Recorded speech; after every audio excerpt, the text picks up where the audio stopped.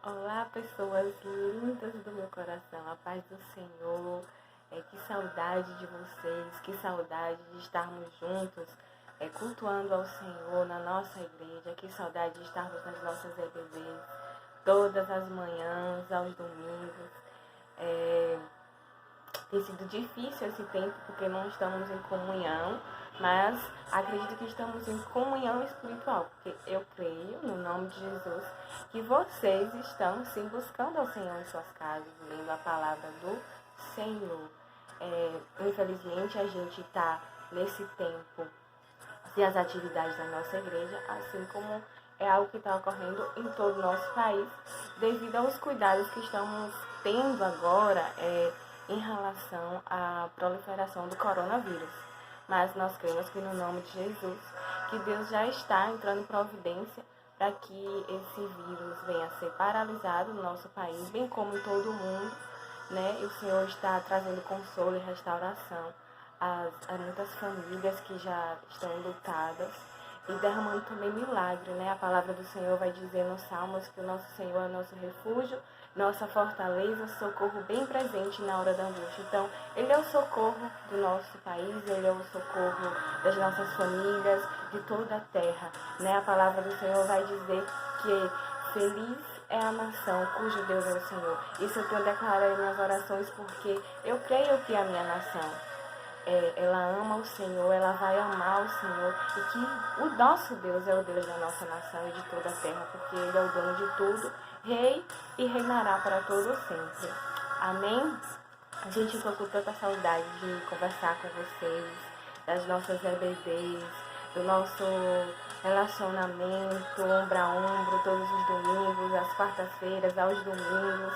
Acho que quando eu ver vocês na igreja eu vou fazer que nem um show, que as meninas fazem. Acho que eu vou gritar quando eu ver você abraçando os bancos da igreja, os instrumentos da igreja. Ai, saudade da minha. Gente, estou com muita saudade da igreja.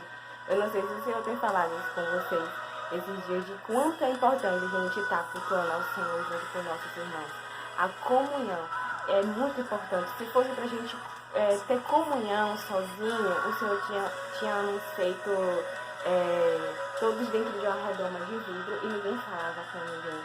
Mas não, o Senhor nos fez seres de linguagem, o Senhor nos fez seres que necessitam da comunicação, do relacionamento de todos os dias.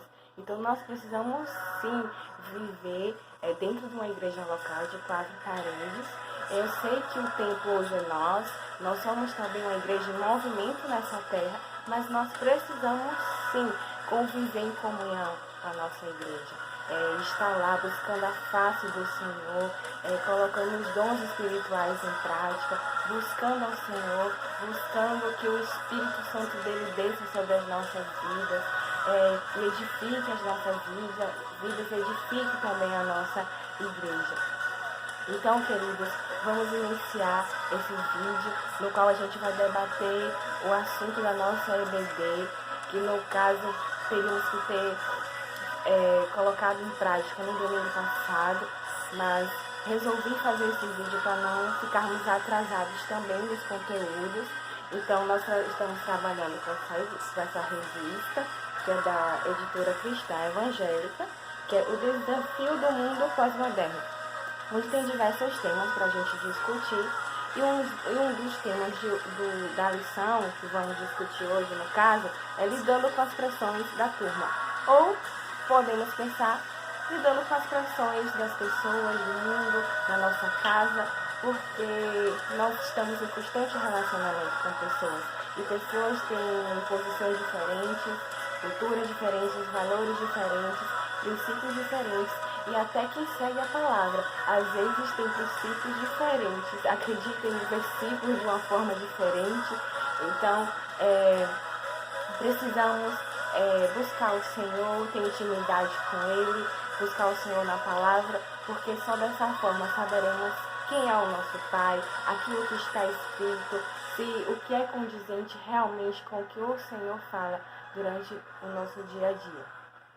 Então, vamos orar ao Senhor, vamos neste momento buscar que o Espírito Santo do Senhor nos guie nesse momento, fale ao meu coração, fale ao coração de vocês, em suas casas, porque precisamos, nesse tempo, nos encher da presença do Senhor. Porque quando passar esse tempo no qual a gente está buscando ao Senhor em nosso quarto, fechando a nossa porta, como diz o versículo, e buscando ao Senhor, buscando ao Pai, creio que o Senhor levantará uma igreja mais forte. Todos aqueles que estão buscando ao Senhor nesse tempo se levantará mais forte.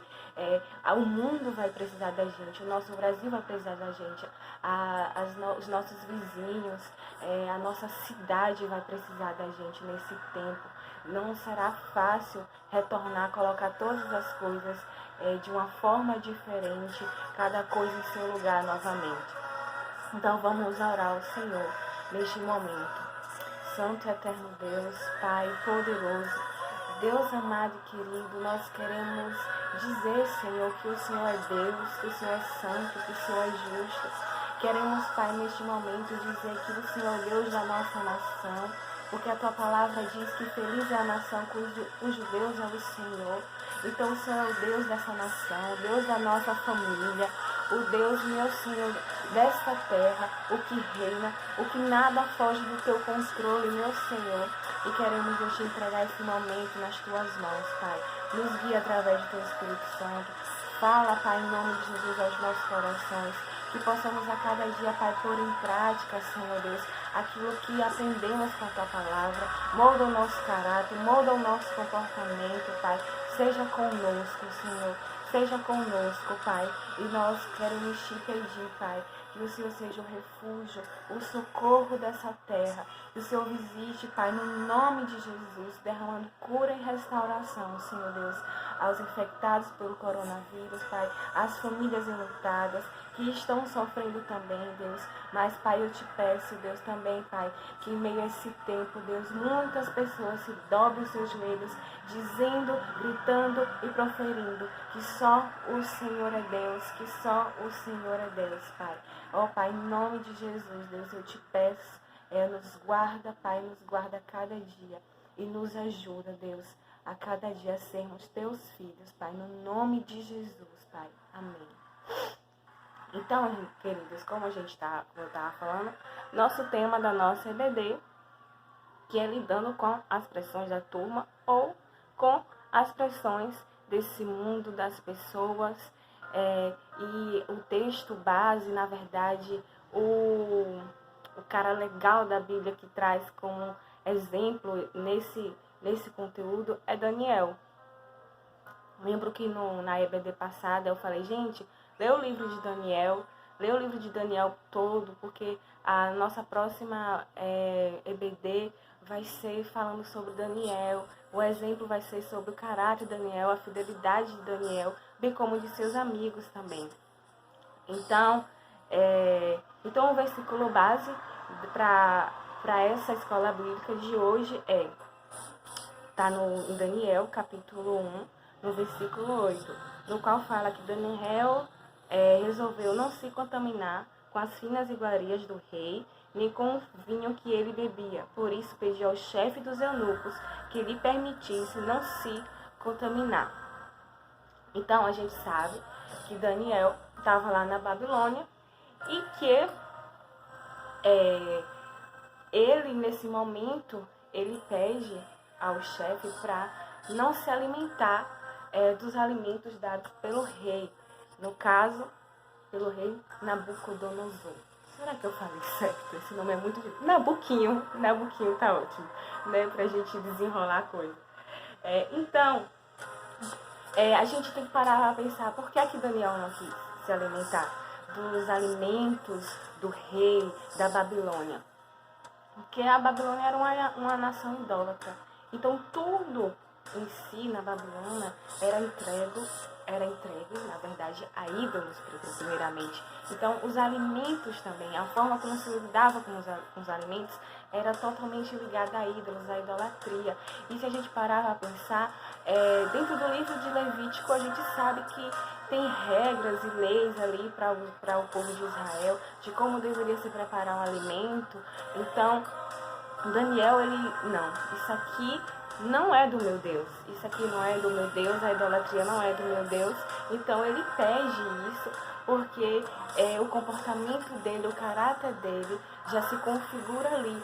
Porque dentro daquela pressão, dentro daquela opressão ali, eu poderia, para se ver livre, ele poderia, não, eu vou me alimentar, assim, com tudo que o rei me der.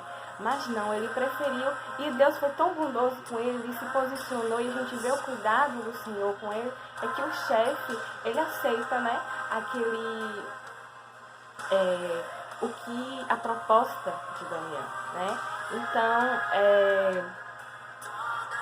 Então Daniel faz essa experiência e toma essa decisão, e o Senhor foi com ele. Nós percebemos que o Senhor foi com Daniel. E temos também outro texto base que vai falar, que é em Daniel, capítulo 3, no versículo 5, do 5 ao 7.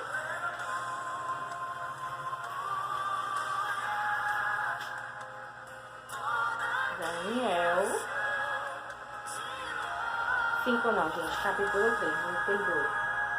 Do versículo 5 ao 7, onde fala assim: quando ouvirem o som da trombeta, da flauta, da cítara, da lira, da harpa, do pífaro e de outros instrumentos musicais, prostrem-se no chão para adorar a estátua de ouro levantada pelo rei Nabucodonosor.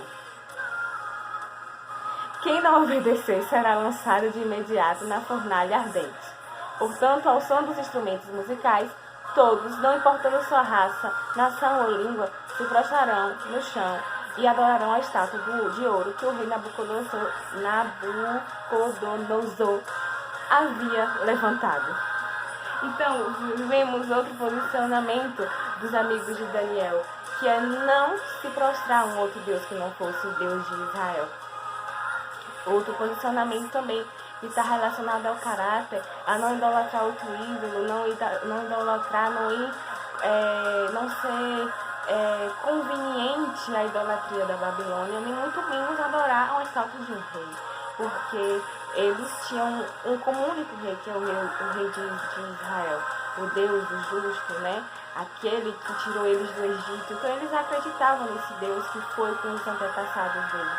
Então eles não poderiam fugir a essa regra. Então a gente vê que são 4 pessoas com caráter de que se posicionam independente das circunstâncias,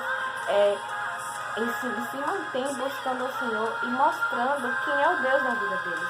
E a gente pode ver que quando Daniel escolhe não se alimentar, ele e seus amigos aparecem muito mais robusto, muito mais preparado do que os outros, se alimentando apenas de legumes, né?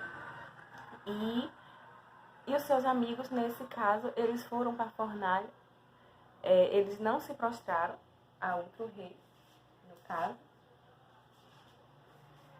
e eles viram como o Senhor foi com eles, né? Porque eles saíram da fornalha ileso. Então, a qual ponto a gente está preparado para se posicionar com aquilo que o Senhor tem nos ensinado e se manter numa posição independente do que as pessoas vão dizer, vão falar, vão nos oprimir. Então, é muito importante a gente parar para pensar nisso, principalmente nesse tempo. Nós vivemos esse tempo agora, no qual nós tivemos que ficar em nossas casas, por causa de um vírus. A gente vê que é o cumprimento da palavra do Senhor, é o tempo do fim. E será que estamos preparados para nos manter firmes diante do que ainda vai acontecer? Muitas outras coisas vão acontecer até o dia do Senhor nos arrebatar. Então, e dentro da escola, quando vocês estiverem numa faculdade, ou quem já foi, né, e que se posiciona numa sala de aula com outras pessoas, você está preparado para isso? Então, o posicionamento deles era contra os ideais daquele tempo, e hoje a gente tem que parar para poder vigiar e buscar o Senhor para a gente saber se posicionar diante da cultura desse século. A gente tem uma cultura nesse século, ok? que não é muito diferente, porque se nesse tempo a gente se tinha a idolatria nos alimentos e tantos outros tipos de idolatria, a gente vê muito idolatria hoje também, né? A idolatria do culto ao corpo, um narcisismo exacerbado, porque não? É uma idolatria do nosso próprio eu. O que não era diferente na Babilônia, não? Todos idolatravam o eu deles, achando que idolatrar o eu deles, idolatrar um rei como Nabuquim poderia ser que satisfazesse os desejos deles também, entendeu? Então, são histórias que se repetem, porque idolatrar o ego faz muito parte do nosso caráter, porque nós queremos sempre ser Deus, nós queremos sempre tomar o papel de Deus nas nossas vidas, desde quando pecamos no Éden, desde quando nós quisemos ali nos posicionar e ter o conhecimento do bem e do mal. Então é necessário que o Senhor venha sobre as nossas vidas, para que a cada dia o nosso ego não seja massageado, ele seja mortificado, e o Espírito do Senhor, que nos faz filhos de Deus, ser muito maior nas nossas vidas. Então, eu tenho alguns questionamentos para vocês. Como um jovem deve agir nesse presente século? Nós sabemos dizer não e explicar a razão, ou a gente simplesmente sai sem expressar nossas razões, de porque nós acreditamos nisso, nos posicionamos de certa forma para certas coisas. Então, nós vemos aqui que vai dizer assim: Daniel confiava na soberania de Deus e sabia que ele estava executando, através daquela situação, seu propósito para a vida dele, de seus amigos e da nação israelita. Então, o fato de Daniel saber quem ele era, quem Deus era, quem ele era em Deus, foi o fator principal. Ou seja, a identidade de Daniel estava firmada no Senhor. Então isso fazia com que ele acreditasse em quem era o Deus dele, obviamente, e que ele não estava importando, que eu cumpri um propósito. Deus tem um plano com a minha vida para que o nome dele seja exaltado dentro da nação de Israel. Eu tenho que ter esse cuidado, esse zelo pela nação israelita, não importa as circunstâncias, eu tenho que me manter firme, eu tenho que saber. Então, para a gente saber para a gente se manter firme nesse presente século, nós precisamos ter uma identidade firmada naquele que te chama de filho, naquele que nos chama de filho, porque o Jesus morrer por nós, o próprio Deus descer do céu, se tornar homem, foi para que nós possamos ser filhos de um Deus que é justo e fiel e soberano. Amém? Então, Daniel tinha essa identidade, ele sabia qual a identidade dele e ele sabia qual era o propósito da vida dele. Então tudo está em conjunto. Ele sabia quem era Deus, ele sabia quem ele era em Deus e sabia qual era o propósito do Senhor na vida dele. Então isso era uma fonte de força para ele a cada dia, para que ele isse à frente, bem como de seus amigos, que a gente pode ver também que o posicionamento dos amigos dele ali em meio à Babilônia também foram de pessoas que sabiam quem eles eram, quem Deus era e qual era o propósito da vida deles. Então, a nossa revista vai trazer 3 pontos importantes que a gente pode olhar para o caráter de Daniel, para a vida de Daniel, para a gente tentar viver nesse presente século. Como? Traz 3 pontos. A gente saber lidar com medo da rejeição, com medo do ridículo e com medo da decepção. Esses são os 3 pontos que a nossa revista traz para a gente poder falar e aprender e ter esse cuidado no nosso dia a dia.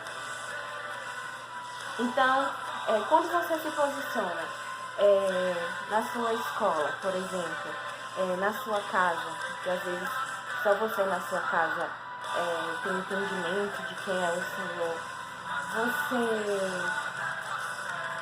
pensa, raciocina, se eu falar isso aqui, será que eu não vou ser rejeitado? Será que os meus colegas não vão me rejeitar? Será que quando eu chegar em alguma roda de colegas elas não vão me fazer porque vão dizer assim, ah, lá vem aquele cara chato ou aquela menina chata? Será que vem um sentimento, isso que faz sofrer, no sentido da própria rejeição? É algo que traz um sofrimento. Lógico que a gente pode se sentir meio triste por uma rejeição, mas é algo que traz um sofrimento para você, que incomoda, que traz angústia, e que às vezes acaba influenciando todos os seus relacionamentos. Você tem medo de ser rejeitado? E a gente parava a pensar, Daniel e seus amigos, eles tinham dedicação e obediência ao Senhor, e eles se mantiveram firmes. Eles não tiveram medo da rejeição. E olha que era um povo, muita gente. Era dentro da Babilônia. Então era, vamos dizer, eram 4 para 1 milhão. E eles se mantiveram, independente das circunstâncias. Eles não se importaram se eles iam ser rejeitados. Mas por quê? Porque, novamente, eu pontuo, eles tinham uma identidade formada no Senhor, porque eles sabiam quem era o Deus deles, o Deus que cuidou das outras gerações antes deles, o Deus que tirou o povo dele do Egito, que desceu o maná do céu, que fez sair água da rocha. Eles sabiam quem era Deus e a identidade deles era formada no Senhor. E o propósito, eles sabiam o propósito. Então, eles não estavam nem aí. O importante era eles se manterem na presença, obedecendo ao Senhor. Então, mas em relação à rejeição, a gente pode fazer abrir um parênteses aqui e perguntar: quais são as raízes da rejeição? Se você tem medo de ser rejeitado nos seus relacionamentos, isso vai influenciar até no seu relacionamento com Deus e quando você for se posicionar como filho dele. Então, você tem ideia de como pode acontecer uma rejeição, a raiz de uma rejeição? Toda rejeição, ela tem uma raiz. Na verdade, a maioria dos nossos comportamentos, ele tem uma raiz. Se aprendemos a não roubar, foi porque tivemos uma raiz, porque aprendemos dentro da nossa família que não é legal roubar. E isso foi, sabe? A gente foi aprendendo, vendo comportamento, a gente aprende muito mais com o que a gente vê do que com o que a gente fala. Então, a honestidade, por exemplo, então tem uma raiz. Aquilo que você tem uma raiz. Então, a mesma coisa acontece com a rejeição. Então, vamos citar um exemplo mais a fundo. Talvez vocês, galeritas, já tiveram algum relacionamento com alguém, com algum boy, ou alguma girlzita, e aí talvez vocês até começaram a se relacionar, mas aí foi um laço daquele do inimigo para vocês, que a pessoa só queria se aproveitar de você, e aí depois ficou a mula. Então, assim, talvez isso surgiu só como você, como uma rejeição. Mas vai que você, como pessoa, além de passar por isso, antes, desde quando você é pequeno, você sofreu alguma rejeição paterna ou materna. E aí o nosso cérebro trabalha com associações, e aí começou a associar várias circunstâncias com rejeição, e aí você começa a mudar seu comportamento para não ser rejeitado. E aí você, às vezes, faz o que a pessoa quer, e isso às vezes cria uma dependência emocional em amizades, em relacionamentos de homem e mulher, por causa disso, por uma dependência, por uma rejeição que talvez você passou. E você precisa orar ao Senhor, a palavra do Senhor vai dizer que Ele sonda e conhece o nosso coração, esquadrinha o nosso coração e pode dizer se há algum caminho mau, que há alguma coisa que precisa ser curada, precisa de um arrependimento. Então, nós precisamos buscar isso no Senhor, porque precisamos ser curados, porque a gente não pode deixar que essas situações possam afetar aquilo que a gente é no Senhor. Então, é necessário a gente averiguar isso em relação à rejeição, porque muitas vezes num relacionamento você vai ceder a caprichos de pessoas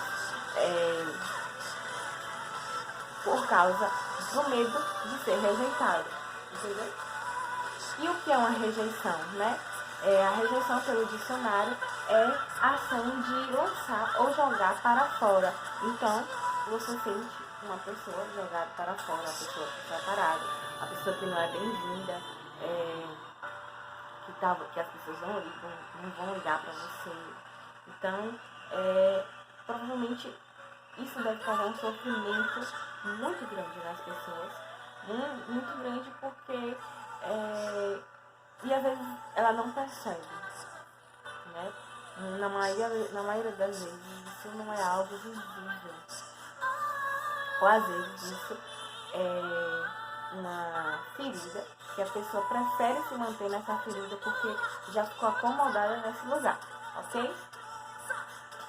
Uma coisa bem interessante quando se fala nesse ponto do meio da rejeição é que o que fala aqui é que assim, Daniel ele se preocupava tanto com seus aspectos físicos quanto sua pureza espiritual. Para ele, essas duas coisas eram importantes no seu relacionamento com Deus. Então isso me fez parar para raciocinar que Daniel já se via como um templo do Espírito Santo do Senhor. Ele já se via como um lugar, entendeu? No qual o Senhor fazia morada. Então, que ele tinha um relacionamento com o Pai. A gente sabe que Daniel é uma das pessoas que tem um exemplo a dar a nossa de intimidade, busca o Senhor, porque a palavra vai dizer que ele orava ao Senhor, buscava o Senhor 3 vezes ao dia. Mas eu penso, por ele ter se cuidado com o espiritual, com o corpo e com a alma, eu penso que Daniel era constantemente, ele orava em espírito ao Senhor. Então ele tinha uma ligação com o Senhor o tempo todo. O tempo todo. Se Daniel não fosse assim, como é que o Senhor iria revelar Daniel? Preste atenção. Eu fico muito impressionada com isso. O Senhor revelou a Daniel toda uma simbologia do tempo do fim, do que vai acontecer com o fim. Entendeu? No final do livro de Daniel a gente vai ver. Então não é para qualquer pessoa que o Senhor iria revelar isso. Só para as pessoas que teriam entendimento e acreditariam que era ele que estava revelando, né? Então, eu fiz um esquema, você sabe que eu adoro esquema. Então, eu pensei, existe Daniel, ele se via em um corpo, uma alma e um espírito. Ele tinha um Deus. E eles tinham um relacionamento onde um se comunicava com o outro. Então Daniel buscava o Senhor alimentava ele em todas as circunstâncias. E Daniel se via como o templo do Senhor, que precisava de todo esse cuidado sempre, todos os dias. Então, importante. Então, se Daniel tinha esse cuidado, então porque ele tinha esse zelo também de mostrar ao Senhor o que tinha na alma dele, se tinha algum tipo de resistência, se tinha algum tipo de medo, se tinha, ele tinha alguma preocupação em estar ali, se posicionar, que Daniel era íntimo do Senhor. Então ele cuidava das áreas dele, não só física, que é legal, importante a gente estar saudável, no nosso físico, mas na nossa alma e o espírito é ligado ao Senhor. Então isso é muito importante da vida de Daniel. Outro ponto importante que vai trazer a revista é o medo do ridículo. Então, quando você vai se posicionar, você pensa que você vai passar pelo bobão ou pelo ridículo?